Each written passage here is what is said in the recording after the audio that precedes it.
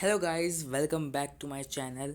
And आपको पता है कि मैं बहुत दिनों के बाद अब इस चैनल में आ रहा हूँ। इस चैनल के लिए वीडियो मैं बना रहा हूँ क्योंकि आपको पता है कि मैं 10th क्लास में हूँ और अभी मैं चल रहे हैं बोर्ड एग्ज़ाम। ठीक है, तो बोर्ड एग्ज़ाम मेरे अभी चल रहे हैं। तो अभी मैं इन बोर्ड एग्ज़ाम्स की तैयारी कर रहा हूँ। जो मैं अपने एग्ज़ाम्स में मुझे अच्छे नंबर लाने हैं, अच्छे मार्क्स लाने, अच्छी परसेंटेज लानी है। ठीक है, तो इसलिए मैं अपने चैनल में बहुत महीनों से वीडियो नहीं डाल पाया हूँ। तो लेकिन ये पक्का है कि हाँ, मैं बोर्ड एग्ज़ाम के बाद वीडियो तो पक्का है, वीडियो। ठीक है, वीडियो पक्का है, तो आएगी ही आएगी वीडियो। तो टेंशन मत लेना। ठीक है, अब चलते हैं आज की वीडियो की टॉपिक के ऊपर। तो आज की वीडियो का टॉपिक है कि last minute tips for every board exam से। कि जो अगर आप बोर्ड एग्ज़ाम देने जाओ, कोई भी बोर्ड एग्ज़ाम 10th या 12th का कोई भी एग्ज़ाम बोर्ड एग्ज़ाम देने जाओ, तो उससे पहले में जो टिप्स होनी चाहिए वो क्या होगी। ठीक है, तो वो मैं आज आपको बताने आया हूँ। ठीक है, तो इसलिए ध्यान से सुनना, क्योंकि अगर जिस किसी का भी 10th या 12th बोर्ड एग्ज़ाम होगा तो वो सुन लेगा आराम से और वो अपने मार्क्स अच्छे से स्कोर कर सकेगा। मैं ये नहीं कह रहा हूँ कि मुझसे ही सब कुछ पढ़ो, क्योंकि मेरे अलावा, क्योंकि मैं तो बहुत बहुत ज़्यादा ही छोटे लेवल का हूँ। ठीक है, मैं बहुत ज़्यादा छोटे लेवल में पढ़ाता हूँ। ठीक है, उससे बड़े जैसे कि हो गए नेक्स्ट टॉपर्स हो गए, प्रशांत भैया हो गए, शोभित भैया हो गए, दिगराज सर हो गए, फिजिक्स वाला हो गया, ये तो बहुत ज़्यादा अच्छे से पढ़ाते हैं, तो उनसे पढ़ना। ठीक है, मैं तो बस ये लास्ट मिनट टिप्स बता रहा हूँ। ठीक है, तो सबसे पहले जो आपको ध्यान में लेते हुए रखना है कि एग्ज़ाम के एक दिन पहले अगर आप बैक बेंचर हो, ठीक है, बैक बेंचर हो, तो आपको बैक बेंचर की टाइप से कितनी कैसे ऐसे पढ़ना है, तो वो मैं इस वीडियो में बताऊंगा। और जो टॉपर हैं और जो एवरेज बच्चे हैं वो भी बताऊंगा मैं, जो वो कैसे पढ़ेंगे। तो सबसे पहले बात कर लेते हैं कि अगर एक एग्ज़ाम है तो एक एग्ज़ाम के पीछे 5 दिन बाकी हैं, या फिर 6 दिन बाकी हैं, या फिर 4 दिन बाकी हैं। ठीक है, या 4 दिन बाकी। ठीक है, तो इन दिन में, इन गैप डेज में कितनी देर पढ़ना है। ठीक है, तो इन गैप डेज में मैं आपको बता दूं कि इन गैप डेज में आपको सिर्फ और सिर्फ अपने पूरे के पूरे 12 घंटे, या फिर जो भी 24 घंटे पड़ता है, 12 घंटे 24 घंटे तो बहुत इम्पॉसिबल टाइप हो गया। 12 घंटे में सिर्फ और सिर्फ आपको 6 आवर्स लगाने हैं, 6 घंटे पढ़ने हैं आपको। ठीक है, मैं ये बस ये 10th क्लास की बात कर रहा हूँ, ये मैं 10th क्लास की बात कर रहा हूँ। और जो 12th में हैं उनको 12 घंटे में से सिर्फ और सिर्फ 9 घंटे पढ़ने हैं, या 9 से मतलब 8 to 9 आवर्स पढ़ लो, वही इनके लिए बहुत है, 12th के लिए। ठीक है, अगर अगर आप चाहते हैं कि 11th के भी बताऊँ मैं, ठीक है, 11th का ही, अगर मैं 11th का ही बताऊँ, रुको मैं आपको बता देता हूँ।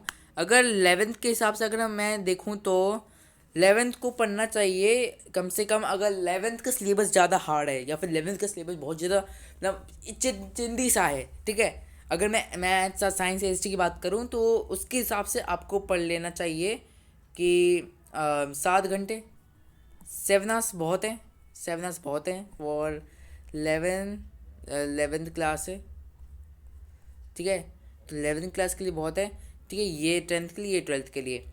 तो पूरे 12 घंटे में इतने आवर्स आप पढ़ सकते हैं। ठीक है, जो 11th और 12th और ये सब में है। ठीक है, अब मैं आपको बात करता हूँ कि ये तो गैप डेज की बात हो गई। ठीक है, अब गैप डेज में कैसे कैसे किस तरीके से कौन से क्रैक्ड नोट्स पढ़ने हैं, तो मैं आपको एक चैनल बता रहा हूँ।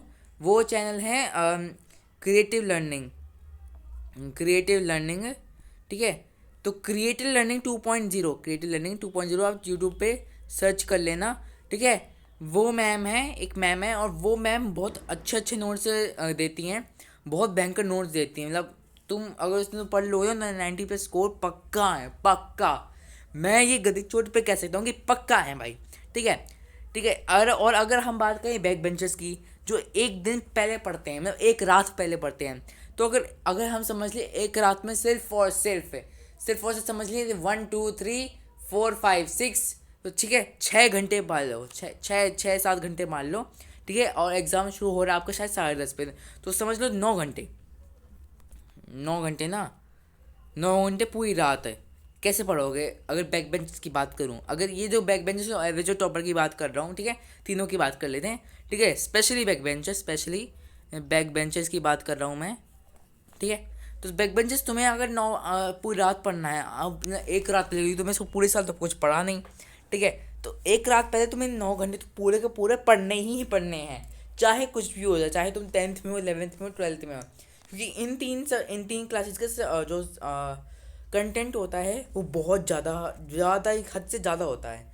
तो इसलिए मैं कह रहा हूँ कि 9 घंटे में कम से कम आप ले लो 15 आवर्स का, मतलब 15 आवर्स नहीं, 15 तो आवर्स तो क्या कह रहा हूँ मैं, 15 मिनट, 15 मिनट का ले लो, 15 मिनट्स का एक ब्रेक ले लो, ठीक है।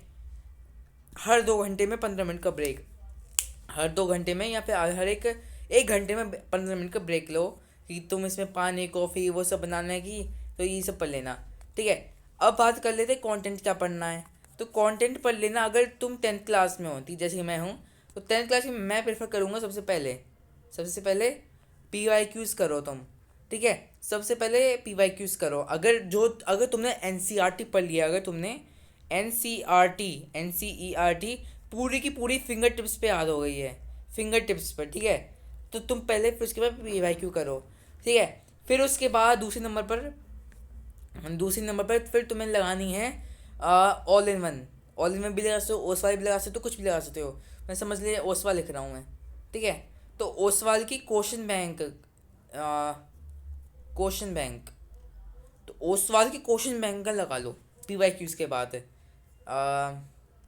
ठीक है। PYQs के बाद ओसवाल की क्वेश्चन बैंक लगा लो, ठीक है। तीसरी तीसरी चीज़ है, अगर तुमने ये सब कर लिया, ठीक है, तो ये सब करने के बाद तुम लगाओ sample paper, SPQ and sample paper, sample question SQP लगाओ तुम लोगों। मैं सही स्पेलिंग नहीं लिखी मैंने, यस, एक सेकंड देना sir, SQP, sample question paper लगा दो, तुम्हारा बहुत हो जाएगा भाई, ठीक है। जो 10th क्लास की बात कर रहा हूँ, ठीक है।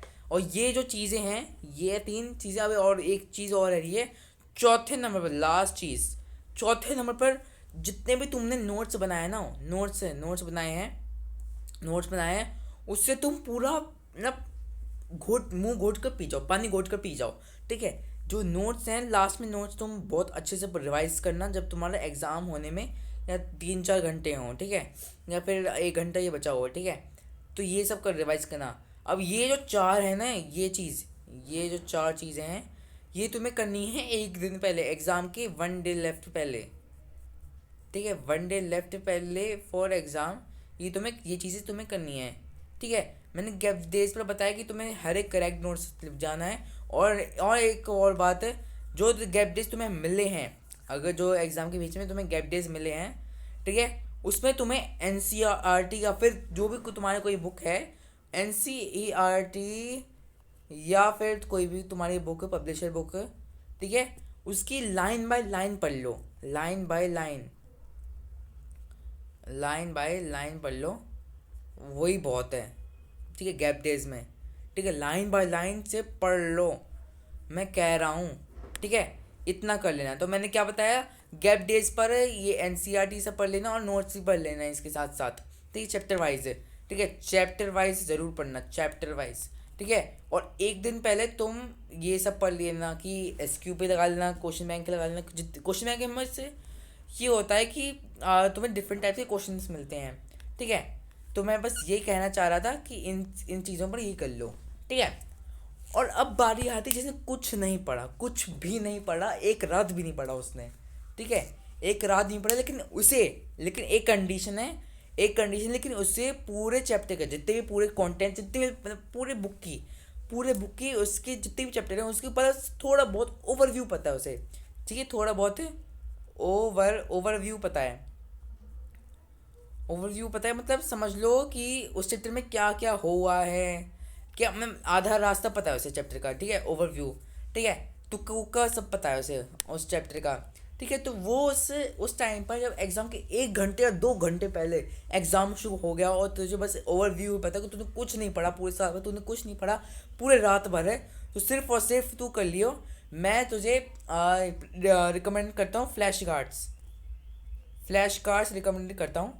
ये मैं समझ लो भगवान ने बहुत अच्छी चीज़ दी है, ये फ्लैश कार्ड्स है, ये flash cards very very important, ठीक है। ये मैं उसके लिए भी इंपॉर्टेंट कह रहा हूँ जिसने पूरी रात भर पढ़ा है, उसके लिए भी, जिससे पूरे साल भर भी पढ़ा है, जिससे पूरे महीने भर भी पढ़ा है, ठीक है, उसके लिए flash cards very very important है, ठीक है। स्टार भी बना दूँ मैं इस पर, ठीक है।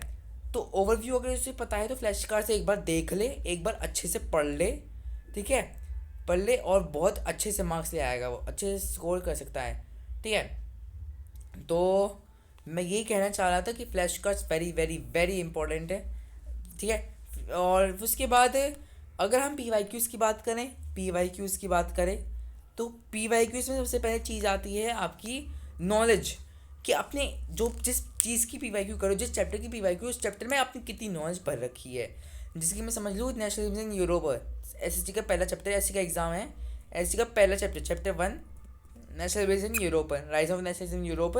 तो उसमें तूने कितना चीज़ पढ़ी है, तूने कितनी चीज़ पढ़ी है या कितना चीज़ पढ़ा है, वो वो पी वाई क्यूज़ में काम आते हैं, वो पी वाई क्यूज़ ही तभी तू सॉल्व कर पाएगा। ठीक है, अब बात कर लेते मैथ्स की।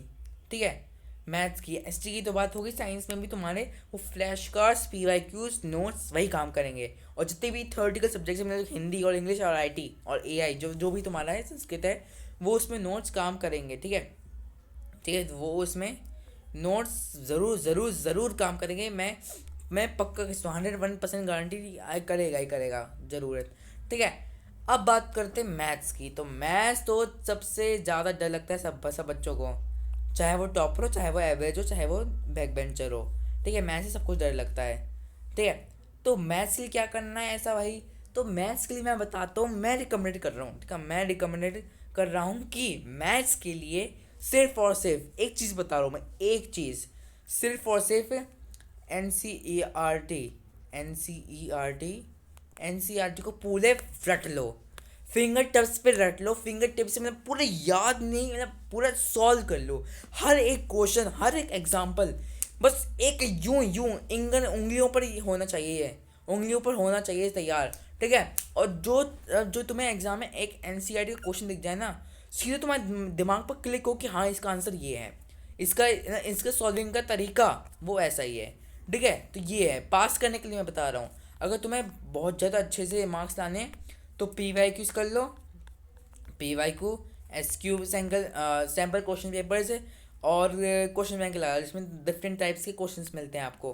ठीक है, अब इंग्लिश की बात कर लूँ, मैथ्स का तो हो ही जाएगा। इंग्लिश में तुम्हें समरी सबसे पहले करनी है, जब जो तुम्हारे गैप डेज हो। ठीक है, गैप डेज में summary very very important, very very very important summaries. ठीक है, इसी तुम्हें पूरे चैप्टर में क्या हुआ, क्या क्या हुआ, वो ही मिल जाएगा। ठीक है, जैसे कि समझ लो letter to God first flight की बुक है 10th क्लास की, उसमें अगर तुमने समरी पढ़ ली, ठीक है, तो बहुत अच्छे से तुम क्वेश्चंस, एकदम क्वेश्चंस हो जाएंगे। ठीक है, 101% है। ठीक है, तुम्हारे क्वेश्चन अच्छे से हो जाएंगे। ठीक है, ठीक है, तो मैं बस यही कहने की कोशिश कर रहा था कि लास्ट में tips for every board exam. ठीक है, मैं यही कर रहा था। ठीक है, और अभी भी मैं वही कर रहा हूँ, जो मेरा एसएससी का एग्ज़ाम है 25 को। ठीक है, 25 को एग्ज़ाम है, तो 25 के लिए मैं तैयारी कर रहा हूँ। ठीक है, यही सब चीज़ें कर रहा हूँ, पी वाई क्यू से, क्वेश्चन पेपर से, एंड एक्सेट्रा। ठीक है, तो अब मैं वीडियो एंड करने जा रहा हूँ, तो इसलिए all the best for your board exams and every exam. So जो मैंने ये सब पी वाई क्यूज वो सब बताई है, जितना भी मटेरियल मैंने बताया है मटेरियल, ठीक है, वो सब तुम कर लेना, वो सब के सब कर लेना। बहुत ज़्यादा इम्पोर्टेंट है, बहुत ज़्यादा इम्पोर्टेंट है। मैं तुम्हें कुछ चैनल से बता देता हूँ, कुछ चैनल से, यूट्यूब चैनल से, जिससे तुम बहुत अच्छे से पढ़ सकते हो। ठीक है, तो सबसे पहले नंबर पर तो वही आता है, नेक्स्ट टॉपर। ठीक है, नेक्स्ट टॉपर तुम यूट्यूब पर सर्च कर लेना, अरे कहाँ गया। ठीक है, नेक्स्ट टॉपर तुम अच्छे से सर्च कर लेना, बहुत ही बढ़िया चैनल है। ठीक है, दूसरे नंबर पर अगर मैं कहूँ आपको, तो पढ़ ले अक्षय, पढ़ ले अक्षय भाई, मतलब मैं क्या कहूँ भाई इसके बारे में, बहुत बढ़िया चैनल है। ठीक है, फिर उसके बाद तीसरे नंबर पर अगर मैं कहूँ तो इंग्लिश के लिए डी सर और मैथ्स के लिए भी डी सर पढ़ाते हैं वहाँ पर। ठीक है, और चौथे नंबर पर फिजिक्स वाला PW। ठीक है, तो ये सब चीज़ें बहुत अच्छे से इनको यूट्यूब चैनल पे सर्च कर लेना बहुत बढ़िया से। और पांचवा चैनल है, एक पल्ले गैंग भी है, पल्ले दूसरा वाला है, दूसरा पल्ले है। ठीक है, सिर्फ अक्षर नहीं, सिर्फ पल्ले है। ठीक है, तो इन पांचों चैनल को एक बार यूट्यूब पर सर्च कर लेना, और एकदम एकदम पढ़ाने का तरीका एक बार देख लेना किसी चैप्टर का। ठीक है, और बहुत अच्छे से तुम मार्क्स स्कोर कर सकते हो इनकी हेल्प से। ठीक है। ठीक है। और नेक्स्ट टॉपिक की अगर एक खासी बात बताऊँ तो सुबह एक जब एग्ज़ाम हो तुम्हारा उस दिन पर, जैसे कि तुम्हारा एग्ज़ाम है 25 को, 25 को तुम्हारा एग्ज़ाम है, ठीक है, 25 की सुबह 4 बजे 4 AM, नेक्स्ट टॉपर्स की बात कर रहा हूँ मैं, 4 AM को नेक्स्ट टॉपर्स 4 बजे लाइव शुरू करता है। और उसमें उस सब्जेक्ट का जिसका एग्ज़ाम होता है 25 को, पेपर लीक भाई, पेपर लीक करता है वो, पेपर लीक मैं कह सकता हूँ, पेपर लीक करता है वो। मतलब पेपर लीक मतलब मोस्ट एक्सपेक्टेड क्वेश्चन वो कराते हैं, ठीक है, ताकि वो आएंगे ही आएंगे पेपर में, और वो आते हैं पेपर में उठकर, एकदम डायरेक्ट और डायरेक्ट पेपर में उठकर आते हैं, ठीक है। तो मैं बस ये कहना चाह रहा था कि लास्ट में tips for board exam, every exam, जैसे नीट हो गया, वो सब हो गया, ठीक है। तो यही कह रहा था। तो इसलिए all the best for your exams है, all the best for exam, जो भी आपके एग्ज़ाम चल रहे होंगे, ठीक है। तो ऑल दी बेस्ट। एंड मैं बस यही कह रहा था, ठीक है, ये वीडियो मैंने बनाई गई थी, और एग्ज़ाम ख़त्म होने के बाद मैं वीडियोस डाल दूंगा रेगुलरली, ठीक है, रेगुलरली। अभी तो मैं नहीं डाल सकता कि बस मैंने एक बैकअप के लिए ये वीडियो डाला था मैंने, ठीक है, बस। तो थैंक्स फॉर वॉचिंग गाइज। और इन सबको फॉलो कर लेना अपने एग्ज़ाम के एक दिन पहले, चाहे वो बैक बेंच हो, टॉपर हो, या फिर एवरेज स्टूडेंट हो। So thanks for watching, bye bye.